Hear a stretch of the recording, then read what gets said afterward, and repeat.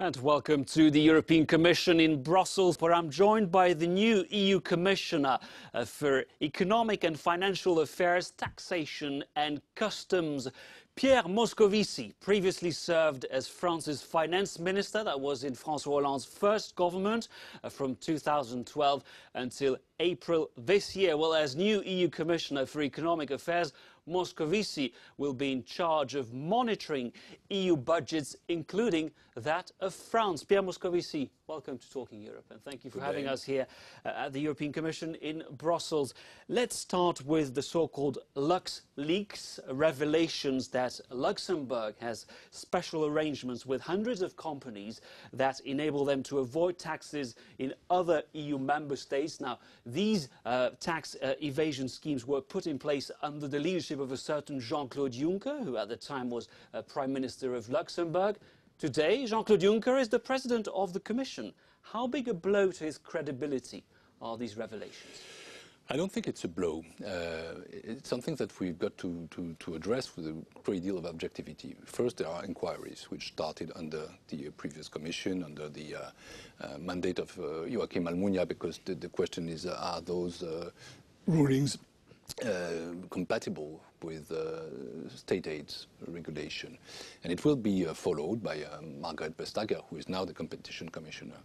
It's taking a lot of time. Vestager said this week that she doesn't have enough information to lead the inquiry. Because it's complex, you know, an inquiry from the competition commission is not something which is done in 2 days. So, well, it's done at a strong pace and with a total transparency with the member states. But where are we now? We are entering into a new era, into a new period. A period when and where the banking secrecy will be a remembrance of the past. And not only in the Eurozone, not only in Europe, but also with countries out of Europe. I think, for example, at Switzerland, because agreements will be also found there, and no later than 2 years from now. And secondly, what we need to do is to have Europe as an example in the fight against tax evasion, about tax fraud, against the erosion of the basis for taxation. And this is the BEPS initiative from the OECD. It will be discussed in Brisbane at the G20. And what Jean-Claude Juncker asked me to do is to lead the policy of Europe on taxation in order for Europe to be a leader, to be an example in this new era, and to look at what is called the automatic exchange of information on this point, very precise, of the tax rulings. And we will do that without waiting for the conclusions of the G20 work. So it's a very strong political move. You're calling this a strong political move. This week, Jean-Claude Juncker was under pressure and decided to address journalists here in Brussels during a press conference. Let's listen to what he had to say. He's kept a low profile over the past week, ever since revelations that Luxembourg made secret deals allowing hundreds of companies to avoid tax, while he was Prime Minister. But on Wednesday, President of the European Commission Jean-Claude Juncker defended himself in front of MEPs, facing boos from far-right parties. I won't apologize for what I've done for my country. Clearly, I am politically responsible for everything that the tax administration did. Juncker governed Luxembourg for 19 years, but insists he was not the architect of the tax regime that allowed companies to save millions. While these businesses funneled money through Luxembourg, it deprived other countries' governments of much-needed revenue. Juncker says what happened was not illegal, rather the result of insufficient fiscal harmonization throughout Europe, but says he wants to correct this. The Commission I have the honour of presiding over will fight against tax evasion and fiscal fraud. What we must do is push for tax harmonisation in Europe, and I will do that. Don't doubt it. Do not describe me as the best friend of big business. Juncker maintains he has no conflict of interest as the Commission investigates tax agreements in Luxembourg and other states. He says he won't submit to calls for him to step down. Now, I don't want to sound populist, but you know what ordinary Europeans are saying. They're saying, look, essentially, once again, it's the richest who are paying less taxes. It's the ordinary European citizens who are paying more taxes, who see their taxes soar. What they want to hear from you is that with this new directive, you will put an end to these practices. Are you ready to say that? The even objective of the directive will be to establish automatic exchange of information on those tax rulings, and the logical conclusion of that is that there cannot be any more unfairness. You know, do you believe that by publishing the schemes, it will encourage companies to abandon these practices? Everything that will be against the rules, against the state aid ruling, against the competition ruling, everything which will look secret, everything which is too discreet will disappear. And that's why the automatic exchange of information is so important as well to fight banking secrecy and to fight some optimization means of taxation which are unacceptable. You know, in my political career, and especially as a finance minister for France, I fought hard against tax fraud, against tax evasion, against the erosion of a taxation basis. Why? Because, as you said, there are two matters there. The first one is about ethics, is about moral. It's absolutely unacceptable for the people that some, who are the richest, escape to taxation whilst the ordinary people are fully concerned. And the second matter is financial, because this money, which is not collected, is deficit, is not a revenue for national budget, so it's not useful for public services. So if you add those two reasons, you see why this fight against tax evasion is absolutely politically crucial. And when Jean-Claude Juncker told me that he wanted me to be the taxation commissioner, my mission was very clear. And the first item was this fight. And is this fight, and it's more and more the case. Now, isn't there a lot of wishful thinking? Because you know that at the end of the day you will need unanimity. All 28 member states will have to agree. And we know that Luxembourg is not alone. We know that the United Kingdom, the Netherlands, Austria... we have some experience about that. For example, the savings directive, which was discussed for years and which was contested in the end as well by Luxembourg and Austria. Finally, they agreed. Why? Because I feel that I will have behind me the public opinion. And you know, if some don't follow, you can use some methods. For example, name and shame.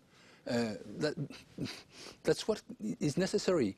If we need to do so, we will do so. Because, again, this fight is crucial because people are waiting for that. And I feel that we will have the support of the public opinions.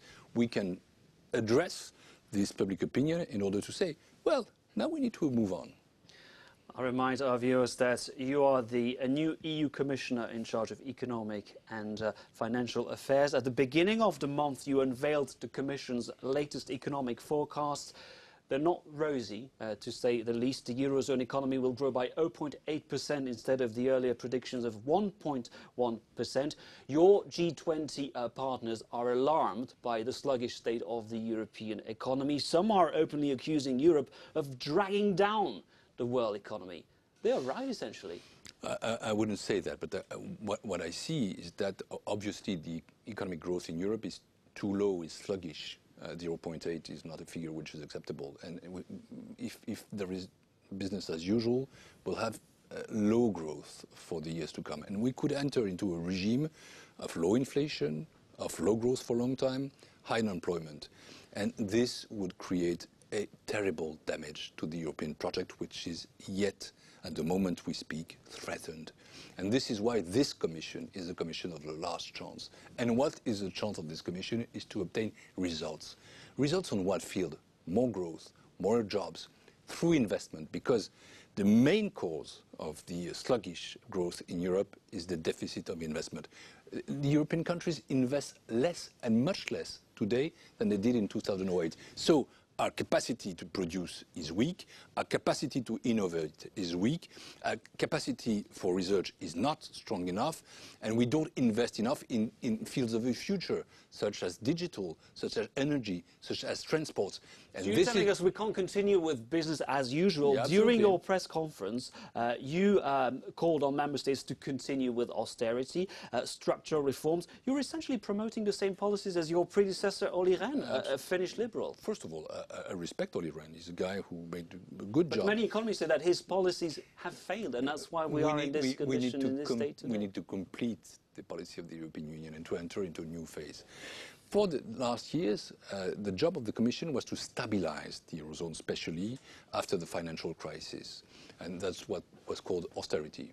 I call that seriousness. We need to deal seriously with public finances. But we need to add two elements.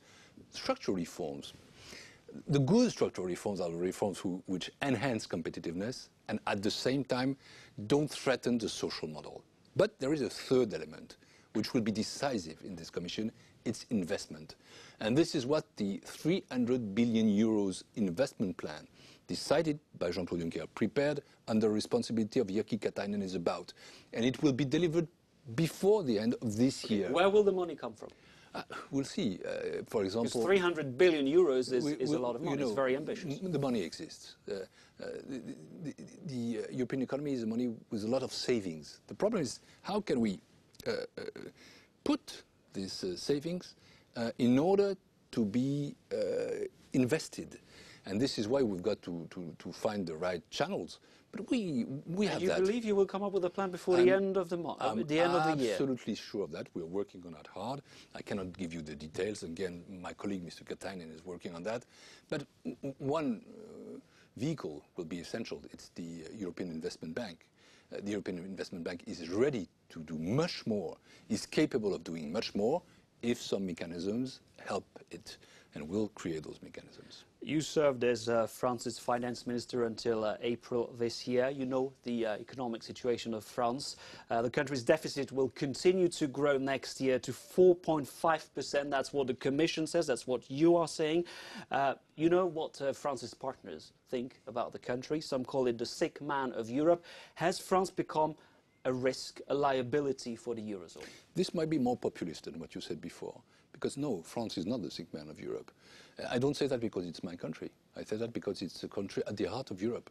France is a founding member of Europe. France is a member of the G7. France has the fifth GDP in the world. Is this country a sick man? No. This country has problems. This country needs reforms. And what the European Union... Are you seeing these reforms? I will discuss that with the French government. The question, there are reforms. The question is, are those reforms strong enough? There are efforts made on the public finances. Are those efforts strong enough? And that is what I will discuss in my function as commissioner with the European government, with the French government, in order to have enough structural effort, enough structural reform to convince and to have the country in a stronger position. But I think we should be more reasonable. If I say everything's fine in France, I'm not serious. If you say, or somebody else, this is a country which is a problem for Europe, it's absolutely I'm not false. saying it's, you read it every day in the British papers. When I read that, I feel that's absolutely false, absolutely false. Again, well, the British economy is doing well, but the French economy is still a bit ahead, or they're comparable. So what's the matter? The matter is that France must find a better potential growth level.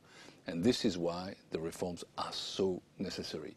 I know that as a former French Minister for Economic and Finance, if those reforms are not done, then France will lose ground. Nobody has the interest of a France which is weakened. We need a strong France. That's what Wolfgang Schäuble, my friend, my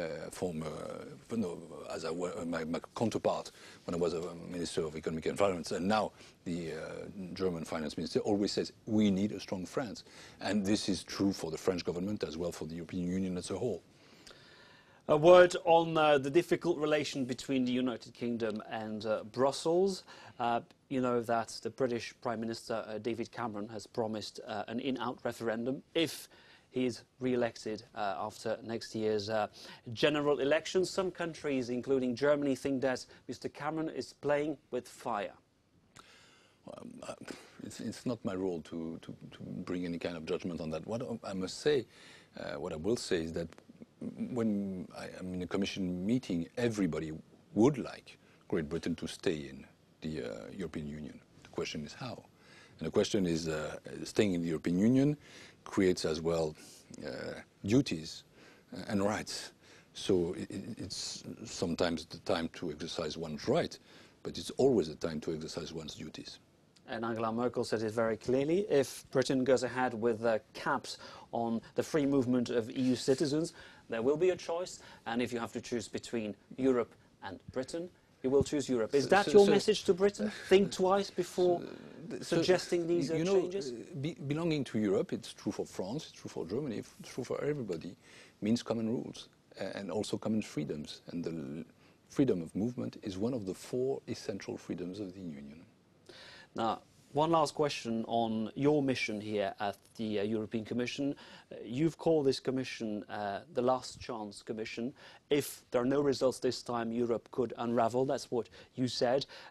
But you insist that you're not a French ambassador to Brussels, but rather a European ambassador to France. How are you going to reconcile the French with Europe?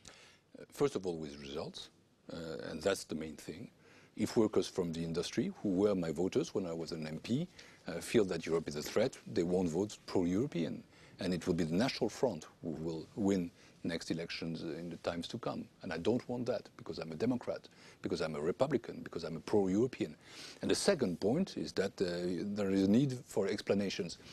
When I see my fellow citizens, and I see that they always consider that Europe is outside of France, I tell them you're wrong.